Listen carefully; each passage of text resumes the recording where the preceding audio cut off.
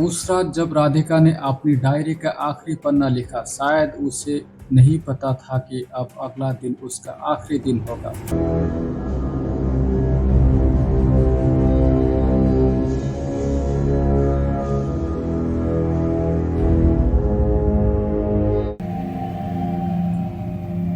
कुछ कहानियाँ ऐसी होती है जो सिर्फ अखबारों में नहीं, दिलों में दर्ज हो जाती है। आज की कहानी एक होनहार बेटी की है जिसने देश का नाम रोशन किया, लेकिन अफसोस वो खुशियाँ सिर्फ कोर्ट तक सीमित रह गई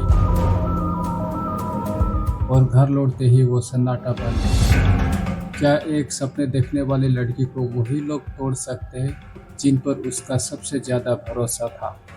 आइए एक सच्चाई की परत दर परत खोलते हैं।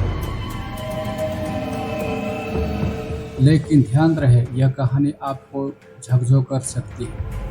उस रात जब राधिका ने अपनी डायरी का आखिरी पन्ना लिखा, शायद उसे नहीं पता था कि अब अगला दिन उसका आखिरी दिन होगा।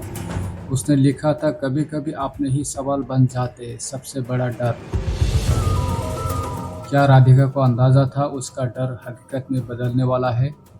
राधिका यादव, उम्र 25 साल, हरियाणा की एक उभरती हुई टेनिस कोच थी। राज्य स्तर की प्रतियोगिताओं में कई जीत हासिल की। खेल मंत्रालय से सराहना मिली। स्पोर्ट्स कोटे से सरकारी नौकरी के लिए उनका नाम भेजा गया था। लेकिन प्रतिभा की शुरुआत और संघर्ष स्कूल के दिनों से ही शुरू हो गई थी। वो अपने स्कूल की बेस्ट थी। सुबह 4 बजे उठकर प्रैक्टिस करना, फिर स्कूल जाना, शाम को फिर प्रैक्टिस, ये उनकी दिनचर्या थी। लेकिन उसके सपनों की इस दौड़ में एक चीज हमेशा रुकावट बनती थी, घर की चुप्पी और एक अनकहा डर। राधिका की मां बहुत कम बोलती थी। पिता दीपक यादव एक स्थानीय प्रशासनिक कर्मचारी थे। सरकारी दफ्तर में बाबू की नौकरी करते थे। सीधे साधे इंसान माने जाते थे, लेकिन घर के मामले में उनका रवैया बहुत ही सख्त था। लड़कियों की आज़ादी को लेकर उनके परिवार के विचार पारंपरिक थे। कई बार राधिका ने अपने दोस्तों से कही, मेरे घर में सपना देखना थोड़ा महंगा पड़ सकता है। क्या यह सिर्फ एक मजाक था या किसी डर की झलक? 14 जुलाई की सुबह राधिका ने अपनी मां से कहा, मुझे अब बाहर कोचिंग सेंटर खोलना है। पिता को जब ये बात पता चली, माहौल एकदम बदल गया। सीसीटीवी कैमरे में दिखता है कि शाम को राधिका आखिरी बार घर में दाखिल होती है और फिर देर रात एक कॉल आया पुलिस को। घर में एक लड़की की सांस बंद पड़ी थी। फोन करने वाला और कोई नहीं, उसी का पिता था। पुलिस पूछताछ में दीपक यादव ने कहा यह एक हादसा था, लेकिन मेडिकल रिपोर्ट्स में दबाव की वजह से सांस रुकने की पुष्टि हुई। पड़ोसियों ने बताया झगड़े की आवाज आई थी, दरवाजा बंद था और फिर सन्नाटा छा गया।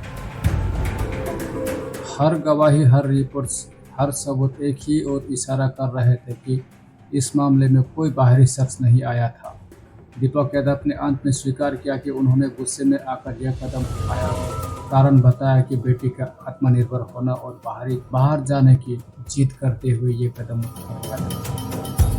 क्या कोई पिता इतना असहज हो सकता है कि वो अपनी ही बेटी के बढ़ते हौसले से डर जाए? क्या किसी के भविष्य को रोकने का अधिकार सिर्फ इसलिए बन जाता है क्योंकि वो बेटी थी? राधिका अब नहीं रही, लेकिन उसकी कहानी हर उस लड़की की कहानी है जो आज भी सपने देखती है लेकिन बोल नहीं सकती। सवाल सिर्फ राधिका के जान का नहीं, सवाल उस सोच का है जो बेटियों की उड़ान रोकना चाहती है। क्या हम अब भी खामोश रहेंगे?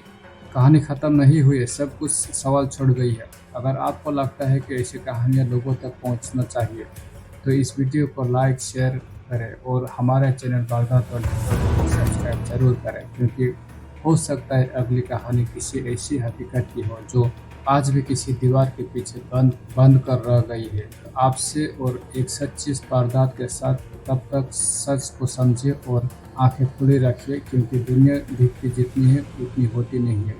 जय हिंद।